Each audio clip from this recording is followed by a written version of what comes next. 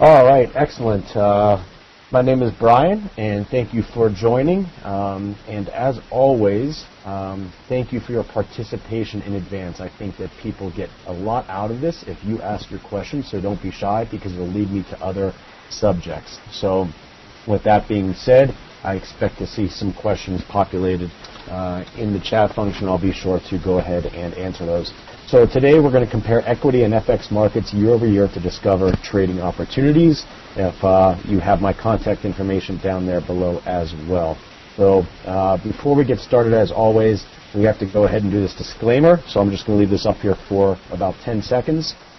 And a volatile markets disclaimer, which I do like to read. In volatile or fast-moving market conditions, stop and conditional orders become market orders to be filled at the prevailing price, which may be vastly different from the desired price. Stop loss or conditional orders do not always guarantee a fill, and such orders may not be filled as placed. Substantial losses may still occur. So again, as you know, no matter what market you're trading, there aren't any guarantees. That's why we use the proper amount of account risk and trade risk, and we definitely have trading plans and are prepared for the markets to go either way.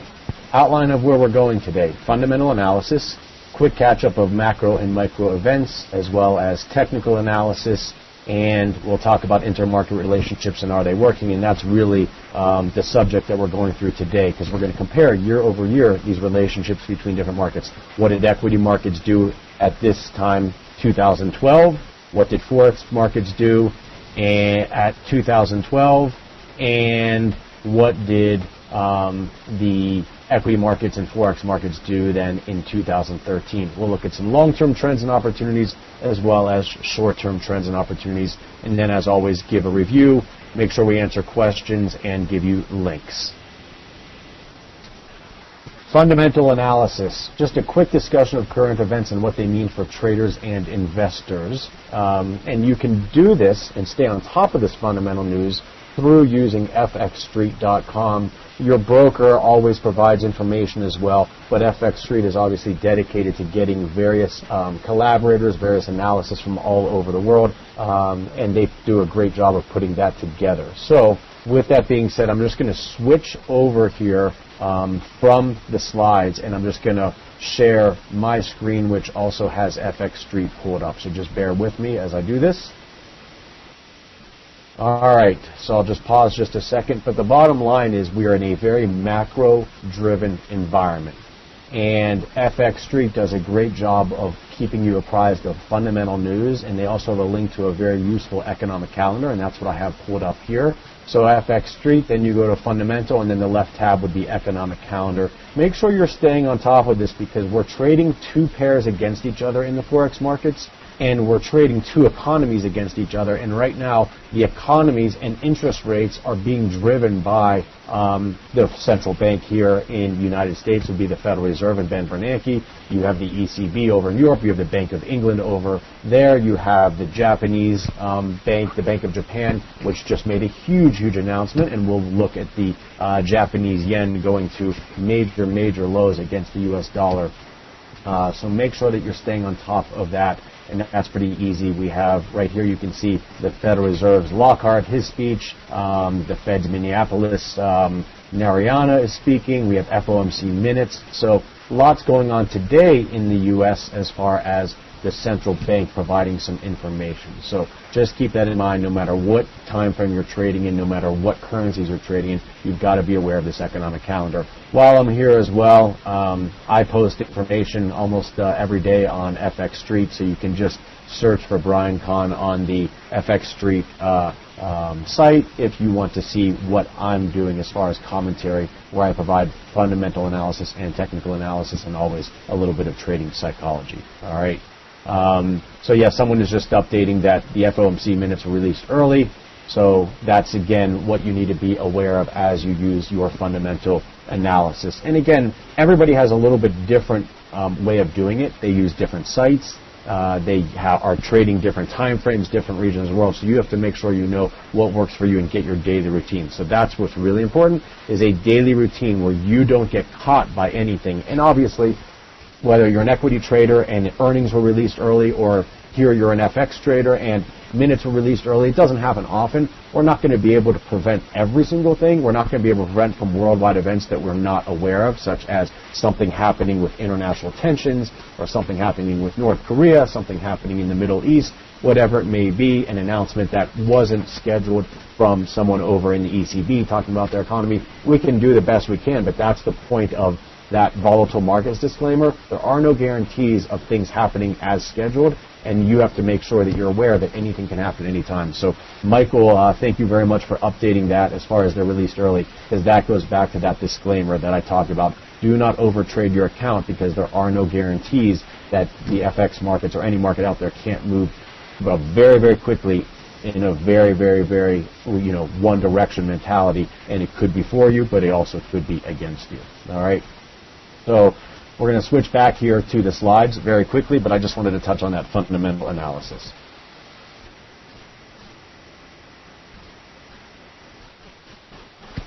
All right, technical analysis, just some topics that I think you should be aware of. Trends, which way is the money flowing? Support, where are people buying?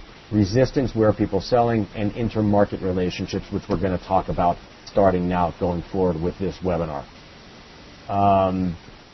And yeah, someone is talking about the minutes were produced before the 4NFP release. Yeah, the minutes overall, you guys, are somewhat backward looking, so that's what you have to make sure you filter the data. We just did have some pretty big news from the non-farm payrolls in America that it was much worse than expected. But I ask you, and this is where we're going, what is the stock market doing around the world? What is the U.S. stock market doing? It's basically making new all-time highs. So what's driving the markets right now? It's not necessarily the data. It's really, as far as non-farm payrolls, bad data, it's really, who cares if it's bad or good data? The central banks are here to bail us out, and equity markets are going up. So that's something we're going to talk about. So what did equity markets do in the first few quarters of 2012? All right. In quarter one, the equity markets went up, off to the races. In quarter two, we had our summer sell-off, kind of the sell in May, go away adage, if you will, where people just took their summer breaks. There wasn't much going on. The markets dipped about 8 or 10%. And then in quarter three and into quarter four, we rallied really, really hard in the equity markets. That's what the equity markets did last year. In response, or alongside, forex markets in the first few quarters of 2012, as equity markets went up in quarter one, the U.S. dollar saw weakness. As equity markets went sideways and sold off during the summer, quarter two and the beginning of quarter three, we saw USD strength. That was the flight to quality. Equity markets down, the U.S. dollar was the flight to quality and went up. And then as equity markets recovered and went up quarter three and quarter four, the U.S. dollar went back down. All right, so equity markets and the U.S. dollar had an opposite relationship. Now, equity and forex markets in 2013. In quarter one, just like in quarter one in 2012, in quarter one in 2013, the equity markets have been very, very, very, very, very, very, very strong. All right? What, in turn, have the forex markets been doing? There has been, in some cases now, not an opposite reaction. Not equity markets up, U.S. dollar down. Equity markets went up, and the U.S. dollar has actually also strengthened, so I want to show you that. But my question for you is, now we're starting to enter mid-April. We're only about 6 weeks away from summer break, kids going on vacation, and we're really only a few weeks away from May, and that's sell in May and go away. So if the equity markets went down in summer of 2012, like they did in summer of 2011, summer of 2010, and the summer of 2009, what are we going to see in the summer of 2013? Are we going to see the same thing? A very, very, very strong quarter one in equity markets. Can they keep that going all of quarter two and quarter three, or are we going to see that same pattern? And if so, the real question is, what do FX markets do? What does the U.S. dollar do? What do your pairs do based on what they're doing right now? So before I switch the application here, someone just asked a question. What percentages do you give to fundamental trading and what to technical trading? Very, very good question. I am a technical trader first and foremost. But equity markets, and remember you guys, I'm not just a forex trader. I trade equities, I trade options, I trade relationships, I trade short-term, I trade long-term. I use these relationships to help me because remember, I'm also looking at a portfolio of equities. and I'm looking to protect those if I think that they're overvalued, and I use options to protect them, and I use forex to protect them, because maybe there's a relationship between a gold position and a forex position, as far as the Australian dollar and the US dollar, or a big oil position or natural gas and then the Canadian dollar as we look at those commodity currencies. So keep in mind that when I'm talking, I am kind of focusing on all of this, and it's something that I bring into my own trading. It's something that I bring into my discussion when I'm working with traders one-on-one as I help them as part of my consulting. So remember, on one part, I do work with managers who manage money and developing models for them to make sure that we're trying to reduce risk properly. But then I also work consulting with individual traders who want to manage or co-manage their portfolio and obviously be a trader and manage their investments. So right now, to answer the question, a lot more is going towards the fundamentals, because that's what's driving it. Technically, it's hard when we're at all-time highs in the stock market to say there's a technical level here we're going to sell off. Right now in the S&P 500, which I'll show you, the equity markets, it's going to all-time highs. There's not much levels you can use because there are no more technical levels when things go to all-time highs. So you got to be very careful there, but you also have to make sure that you're aware of that economic calendar and the fundamentals, because that's what's driving the markets right now. It's definitely a fundamentally driven market. I'm aware of that first. Then if I go trade, I do go use my technicals, but I'm still in the background very, very, very, very aware of fundamental events that have happened to cause movements and that could happen coming up, on the calendar. So right now I'm weighing things definitely more heavily on the fundamental side. So good question. All right. So before we get into the last screen here today, we're going to jump now into the market. So let me go ahead and switch the applications here.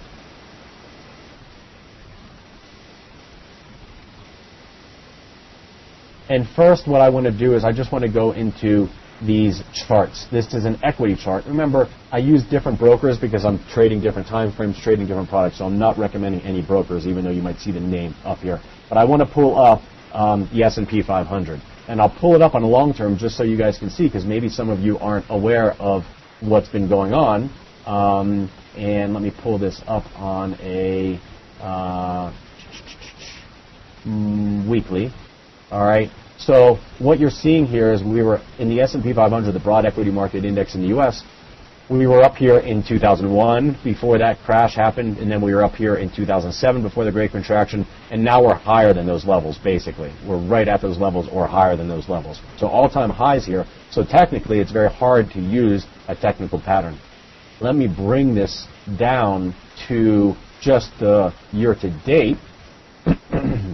So I'll bring it up for a 6-month chart, just so you can see. Here's January 2013, and you can see what the equity markets have done this year. So to the moon for the U.S. equity markets. All right, to the moon. Now what I'm going to do is I'm going to share one more chart before we leave here. Volatility. I touch on this a lot. Volatility. All right.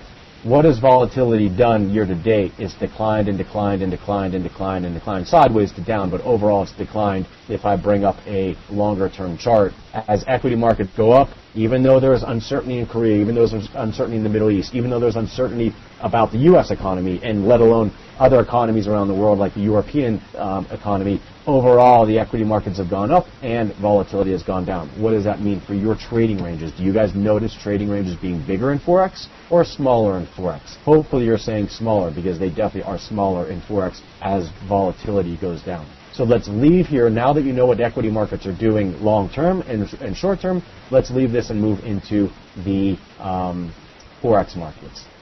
So again, I'll bring up another platform here, and again, no recommendations. So let me show you what's been happening this year, even though equity markets have been going up, and last year when equity markets went up, U.S. dollar went down. What is the U.S. dollar doing against the pound since January? Right here in January, beginning of the year, we were at 1.61. We went all the way down to 1.48. So the Great British Pound lost 13, 14, 15 pennies against the United States dollar. What did the euro do against the currency, against the U.S. dollar? It went up a little bit, and then overall it's much lower. So it went down. What did the Australian dollar do against the currency, the U.S. dollar, as equity markets went to the moon in the first quarter? All right. it dropped a little bit, and now it's rallying very, very hard. So again, why is we're seeing some currencies where the U.S. dollar is going with the equity market, some we're seeing it go opposite. So there's not one pattern that's relating, to all of the U.S. dollar against all the currencies. It's a macro thing. What is going on in the Australian dollar current economy against the U.S. economy? Because there doesn't seem to be a relationship right now between gold prices, which are going down, Australian dollar going up, equity markets going up. So is there something in the Australian economy that they're doing as far as their interest rates versus the U.S. interest rates?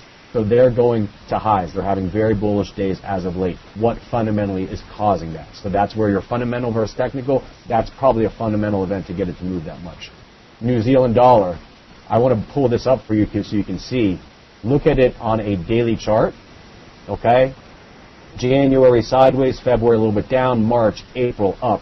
Not only is it up, though, here at these levels on this chart at all-time highs on this chart that we're seeing this time frame, but weekly, look at it. It's close to pretty much major all-time highs against the U.S. dollar, all right? So I'll go back to weekly. So right up there, 88.5, and we're at 85. We're only about 3 pennies away from there. And look at this range. If I draw this horizontal trend line right here, a lot of resistance right around here, and we just busted through it. All right. So what's next? Maybe these highs up there. So something to be aware of in the New Zealand dollar. If they continue to have bullish events for their dollar, meaning are they raising interest rates again? If that happens and they continue to do that, could that get it to strengthen against the U.S. dollar? All right. So far we have 2 currencies over in the European region that are weak against the U.S. dollar when equity markets are going up, and then we have 2 currencies over in the Asia Pacific region, if you will, that are strong against the U.S. dollar. Now I'll bring up the Canadian dollar, all right? Definitely against the U.S. dollar. Oil prices declined a bit, and then they came back up. So since January, let me bring this up so you can see it. So since January, U.S. dollar strengthened, and then gave back a little bit of ground. This is something nice that you can always put a Fibonacci level on here. We can do it from this move right here, and it's retraced about 30% of the way. Maybe there's some support coming in. But overall, over the first quarter, the U.S. dollar strengthened against the Canadian dollar. And finally, not finally, but we'll go to the other major. Same thing. This looks very similar to the Canadian against the U.S. We have the U.S. strengthening the first few months and then starting to go sideways and down. All right. So we looked at 6 currencies. Equity markets are up. 4 of those currencies that we looked at, the U.S. dollar is strong against those other currencies. 2 of them, the U.S. dollar is weak, which is the Aussie and the New Zealand. And someone just said, why U.S. dollar, Japanese yen? I don't personally trade it because of the hours and because I don't like to be doing things. I like to be trading during the American time frame, and I don't like trading another currency that's so far a different part of the world as far as time zones go. That's me personally, but trust me, I'm bringing it up. I'm bringing it up because it's a big story. Look at this huge move. This is when the Bank of Japan just made their major, not technical announcement, fundamental announcement. Fundamentally, what did the Japanese finance minister say? And that was a very, very, very, very bullish event for the U.S. dollar. Obviously, a very bearish event for the U.S. yen. And depending on where you are around the world, you might be trading the yen against the Aussie or some other currency, because you might be living in the Asian time zone, or in the European time zone. You might be trading different ones than I am. That's why you have to pay attention to fundamentals, because that's what they're driving. So I'm in the U.S. That's where I am. So I understand the U.S. economy. Now I compare it against other economies, but it's easier for me personally, I think, to do it against the European and the economy, the Canadian economy, because of the time zones for me. But I've never, ever chosen to trade. Not to say that it's not right or wrong. It's just me personally. I don't trade the Japanese currency. I'm in the middle of the country, so I'm in the mountain time zone. So I'm 2 hours behind the East Coast, the New York time there. So I'm 2 hours behind, further behind East Coast time. But again, everybody, like you said, you guys are all different traders, all different account size. Some of you are trading for a living. Some of you are supplanting, maybe a salary from a job with trading. All of you are trading for different amount of minutes. Some of you are trading for scalping. Some of you are trading over hours as a swing trader, whatever it may be. Some of you are trading longer term. You've got to make sure you filter that down, and that's something that I help people with. If they're not sure how many pips they should be risking, what pairs they should be focusing on, that's something that I do provide. So I'll just switch the application very quickly and just take a moment here. This is my website. Let's see if I can share this here with you. All right.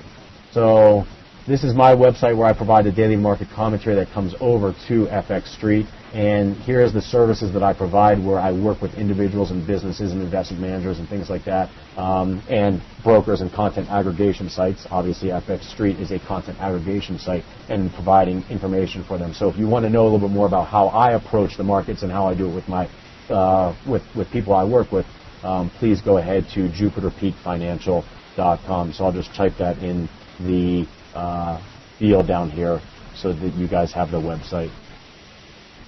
And quite honestly, I enjoy it because it helps me look at things I might not be looking at. So trading can get lonely. I don't like to do things, out of boredom, stupid decisions out of boredom. So working with people actually keeps me more honest. So it's a win-win situation for me. I enjoy trading and being in front of the markets every day, but I also enjoy working with others as well. So I just sent that through the chat.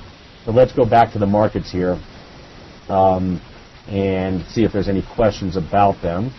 And I'll bring it up here. So that's the wrap-up of the U.S. yen, how bullish the U.S. dollar has been against the yen, which obviously had a fundamental event against it. So right now what I'm going to do is I'm going to bring up this and see if there's any questions that pop in. But as I bring up this review, what I want to remind you of is, now that we understand the broad market conditions fundamentally, the broad market conditions of what equity markets are doing, and the broad trends of what the forex markets are doing, my question for you is, if that sell in May happens, go away, and the equity markets drop off after having a very good first quarter, what does that mean for the U.S. dollar or whatever currency pairs you're doing, given what they've done this first quarter? The U.S. dollar has trended very hard, strongly against the euro, against the pound, against the Canadian dollar and the Swiss franc. Is it going to get stronger if the relationship from last year is the same, where equity markets do go down and the U.S. dollar gets stronger? That means that the pound is going to drop 58, 55, 50, 47, 45 maybe, who knows? And the euro, is it going to get weaker and weaker and go into the 20s and into the teens? I don't know. That's what we have to keep an eye on, as fundamentals, because even though the technicals might be doing something as far as which way the charts are going, the fundamentals might keep the U.S. dollar weak or strong against others. That's why you have to make sure that you stay on top of that fundamental events, the macro events, and the micro events there. And someone was just saying last summer was pretty active for a summer, and exactly. Things have been very active in the summer of 09, summer of 10, summer of 11, summer of 12. We hope that they get active, more active than they are now, and ranges get bigger in 2013. But that's what I want you to be prepared is, where are the pairs now that you're viewing? And even though you might be a short-term trader, it's still good to know, are we at a long-term support? Are we at a long-term resistance level? Because we did make a major, major move recently in the first quarter for some of these pairs. You can see the New Zealand dollar almost at its all-time high against the U.S. dollar. You can see the pound getting very, very, very weak against the U.S. dollar. And if I go back to the pound, again, whether you're a short-term or a long-term trader, if I bring up the pound here,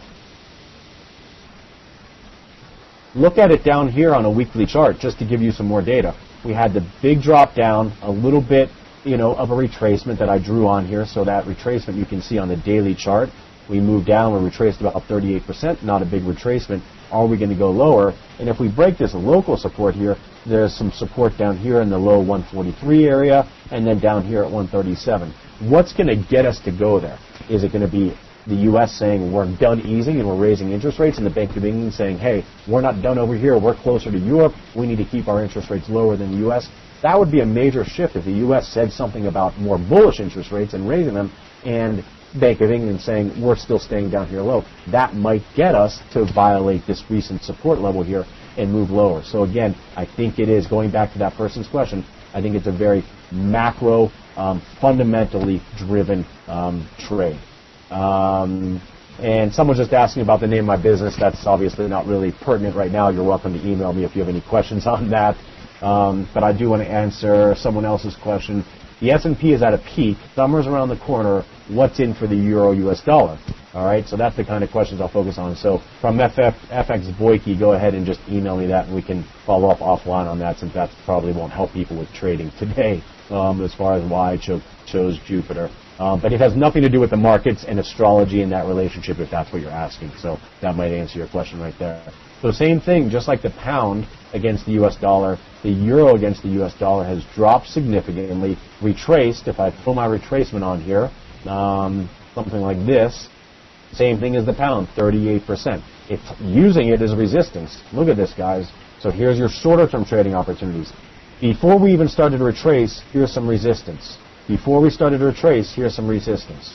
Then we went down and we started to retrace, and we went 127.50, 28.50, 29.50, 30.50, 31, even right up here. So we went from 27.50 to 31, 3 pips of movement basically, pretty big move, and now we're finding a big downtrend. Here's your retracement. If you're bearish the euro against the US dollar for whatever fundamental and technical reason, can you use the 38% as a level? Who knows? Fibonacci's don't tell us it's going to stop. They don't tell us where it's going to go. They just tell us how big the move was and how much we've retraced. We've retraced 38%. And even if you didn't know about recent Fibonacci levels, you might have looked at some resistance here a couple times and said, hey, this retracement's too big based on this, and I'm going to use this resistance level. And whether I'm a short-term trader, swing trader, longer-term trader, maybe I'm getting short around 31 even, putting my stop 10 or 15 pips above if I'm a short-term trader and a scalper, and I try and make 15 or 20 pips.